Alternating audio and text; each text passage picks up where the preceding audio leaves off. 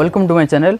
सो आज हम इस वीडियो में एक बहुत ही इम्पोर्टेंट टॉपिक डिस्कस करेंगे जो कि यहाँ पर लिखा हुआ है व्हाइट बोर्ड पर। As you can see that introduction of grammar English grammar पर जो टोटल जो हिस्ट्री है मैं आज इस वीडियो के दौरान आपको शेयर करूँगा। So introduction of grammar means grammar क्या है, उसका डेफिनेशन क्या है, ये कौन लैंग्वेज से आया है, तो इस सभी के ऊपर एक मैं आज ब्रीफ एंड कॉम्प्रिहेंसिव इंट्रोडक्शन इस वीडियो के दौरान आपको दूंगा। सो वीडियो पर बने रहे। अगर आप वीडियो पर नए आए हैं तो प्लीज़ चैनल को सब्सक्राइब करें और शेयर भी करें। तो चलिए वीडियो को शुरू करते हैं। रूल नंबर 1 से हम स्टार्ट करते हैं।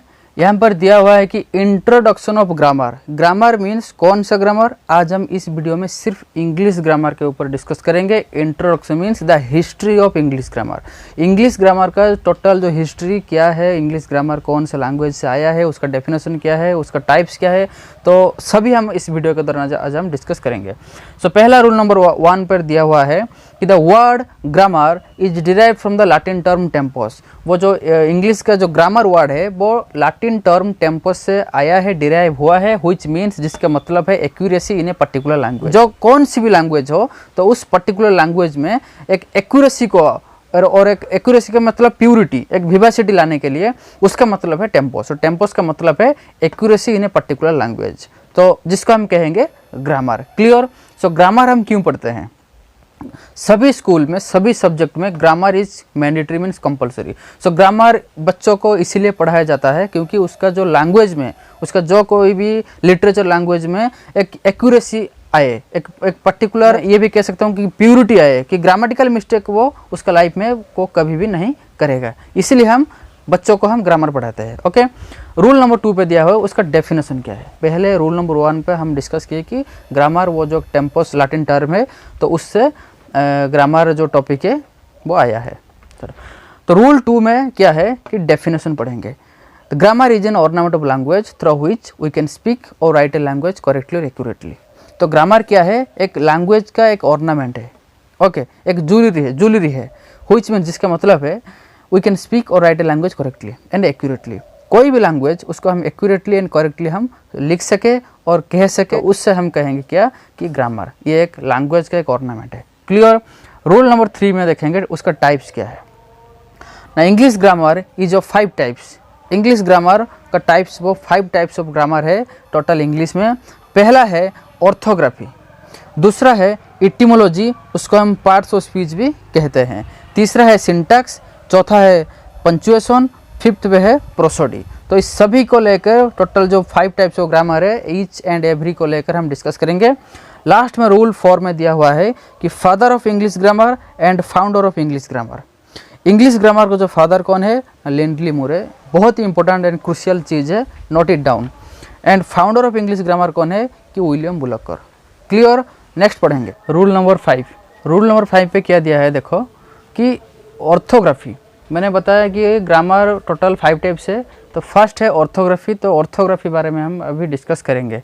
तो ऑर्थोग्राफी आर ऑफ 2 टाइप्स।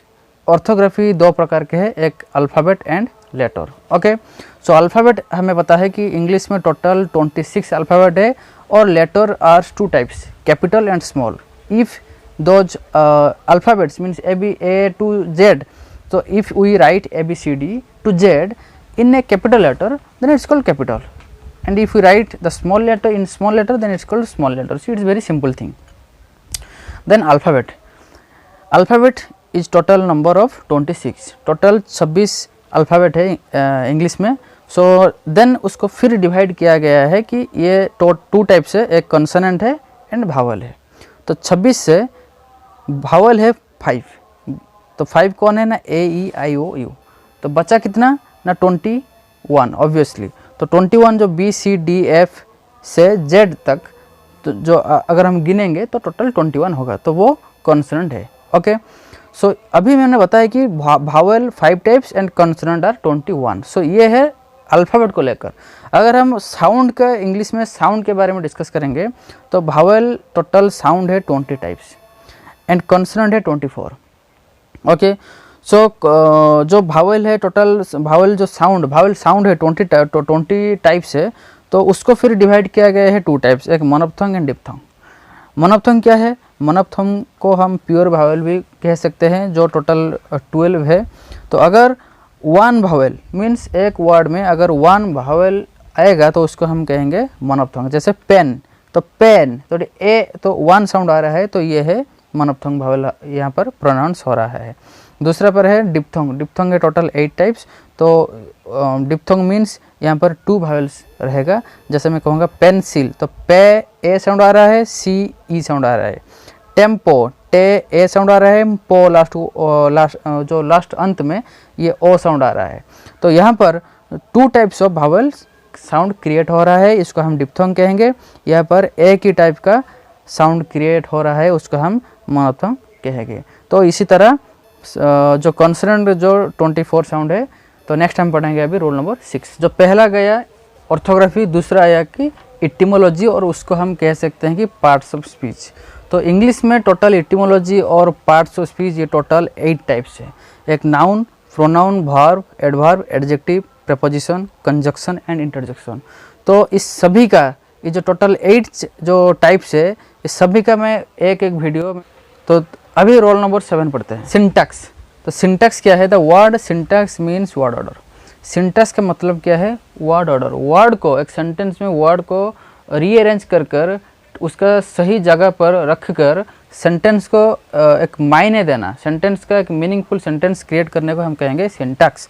जैसे कि यहाँ पर दिया हुआ एग्जाम्पल दिया हुआ है कि my sister beautiful sings. My sister beautifully sings, तो ये गलत है। तो इंग्लिश सेंटेंस में पहले सब्जेक्ट आएगा, उसके बाद वर्ब आएगा, उसके बाद एडवर्ब और एडजेक्टिव कोई भी आ सकता है। तो ये एक फंडा है, इसको हम कहेंगे सिंटैक्स। लास्ट में रूल नंबर, अच्छा और एक है कि there days A pain in my pocket. तो यहाँ पर ईज और आर, तो ये इस दोनों में से यहाँ पर कौन सा ठीक है या कौन सा सही है, यहाँ पर बैठना चाहिए। तो देखो, तो देयर डेज ए पेन, तो पेन का ये यहाँ पर हम इस यहाँ पर जो नाउन दिया हुआ है, ये पेन कितना है? एक ही पेन है, ऑब्वियसली यहाँ पर ईज यूज होगा। क्लियर। रूल नंबर 8 पे दिया हुआ है कि पंचुएशन। पंचुएशन क्या है? देखिए कमा, full stop, colon, semicolon, question mark, exclamation etcetera, इस सभी को हम कहेंगे पंचुएशन मार्क। क्लियर। लास्ट में है प्रोसोडी। एक बहुत ही इंपॉर्टेंट चीज़ है, all figure of speech is called prosody. Figure of speech क्या है? बहुत ही सारे फिगर ऑफ स्पीच है, जैसे simile, metaphor, alliteration, onomatopoeia, imagery. तो इस तरह की बहुत ही फिगर ऑफ स्पीच है। तो इस मैंने यहाँ पर दो फिगर ऑफ स्पीच का एग्जांपल दिया हुआ है, जैसे सिमिली और मेटाफोर। ये दो एक फिगर ऑफ स्पीच है, मैक्सिमम यूज होता है सभी पोएम पर। जैसे कि सिमिली को हम कैसे पहचानेंगे?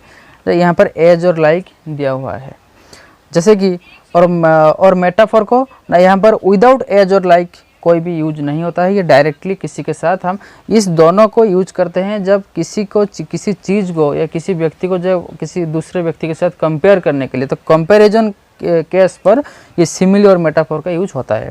जैसे कि he looks like a ghost, तो वो गोस्ट की तरह, एक आत्मा की तरह दिख रहा है। तो मैं उसको गोस्ट, उस एक व्यक्ति को मैं एक वो जो गोस्ट के साथ या मैंने एक भूत के साथ मैं लाइक लगाकर मैं कंपेयर कर रहा हूँ। पर यहाँ पर मैं कह रहा हूँ कि camel is the sheep of desert. ना, कैमल डेजर्ट का एक शीप है। यहाँ पर मैं क्या कर रहा हूँ कि डायरेक्टली कैमल को मैं शीप के साथ मैं कंपेयर कर रहा हूँ। तो इस तरह की चीज़ों को हम कहेंगे figure of speech. So I hope this video is all about the introduction of grammar. We have reached in the end of the video today. So today's session is all about introduction of grammar. अगर आपको video अच्छा लगा तो please subscribe करिएगा and share भी कीजिएगा।